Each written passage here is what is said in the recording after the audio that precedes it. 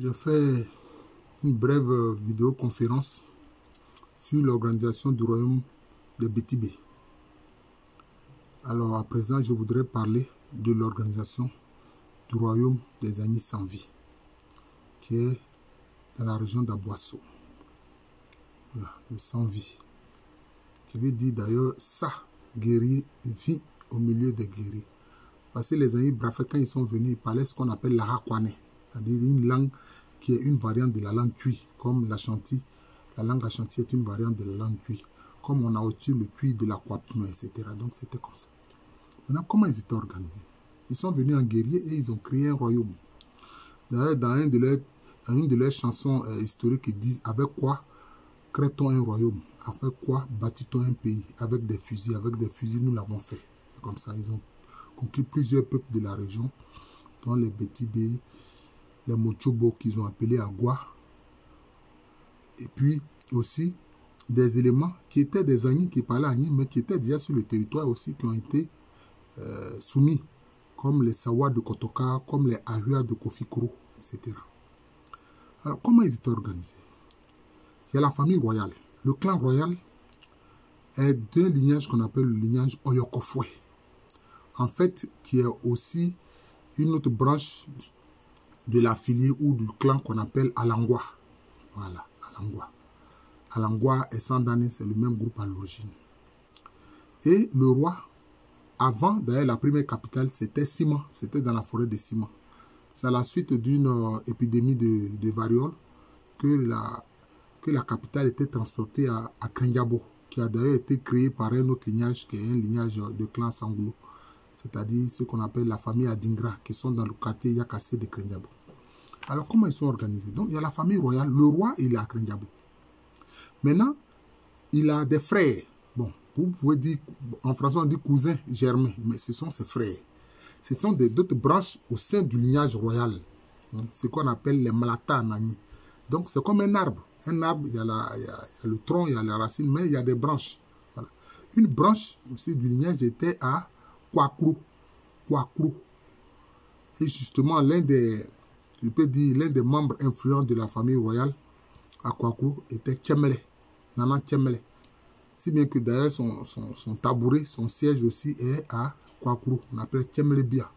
D'ailleurs, il avait un grand tambour lui aussi, qu'on appelle Bengame, c'est-à-dire je suis intouchable. Et une autre fraction du lignage était à Ehien, qui est non loin d'ailleurs de Krenjabo. Voilà. C'est comme ça. L'un des membres influents de la branche qui est à Ehien s'appelle Essankan.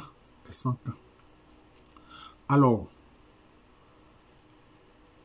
la branche de Kwakrou et la branche d'Ehien, avec le roi qui est à Krenjabo, forment, je peux dire, le pendant politique du royaume. C'est ceux-là qui discutent des affaires politiques du royaume. Voilà, les questions, etc. Différentes questions qui concernent le royaume. Maintenant, il y avait aussi le pendant militaire. Vous voyez que donc l'organisation d'ailleurs ressemble beaucoup à celle des Bétibé, des Owotilé. Le pendant militaire, il y avait le chef de l'avant-garde, c'est-à-dire Atimbole Saïna. Atimbole Saïna, c'est-à-dire le chef de l'avant-garde. C'est celui qui dirige Asuba. Il a des unités combattantes qui sont dans l'avant-garde et qui sont sous ses ordres. Maintenant, vous avez l'aile droite, qu'on appelle aussi Fadi Saïna ou bien Fama Saïna. Bon, le chef c'est le chef d'Ayamé, on l'a appelé Fadi parce que bon, il avait une certaine autonomie de gestion. Mais sinon, c'est Fama Saïna. Fama Saïna, c'est-à-dire l'unité militaire de la droite, l'aile droite de l'armée. Et puis maintenant, vous avez l'aile gauche, dont le chef militaire basé même à Krenjabo, il est membre de la famille Adingra justement, qu'on appelle Bessaïna. Il est le chef militaire de l'aile gauche, Bessaïna. Voilà. D'ailleurs, les Owotilé ont eu à combattre dans l'aile gauche de l'armée du Sans-Vie. Maintenant, vous avez ceux qu'on appelle les Nzarafo, qui étaient, je peux dire, la garde royale, mais aussi qui étaient, dont certains étaient chargés justement de l'inhumation du roi, etc. Et ceux-là, ils sont basés à Adaou et puis à Ewesebou. Ils sont basés à Adaou et à Ewesebou. Voilà.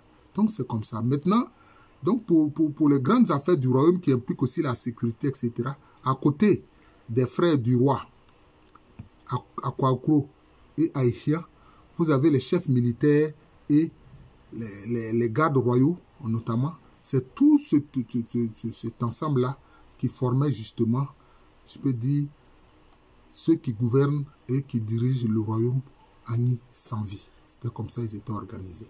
Voilà. Le pendant militaire était très important. Très important. Si même jouait un rôle dans l'intronisation du roi. Voilà. C'était important. C'est très important. Voilà.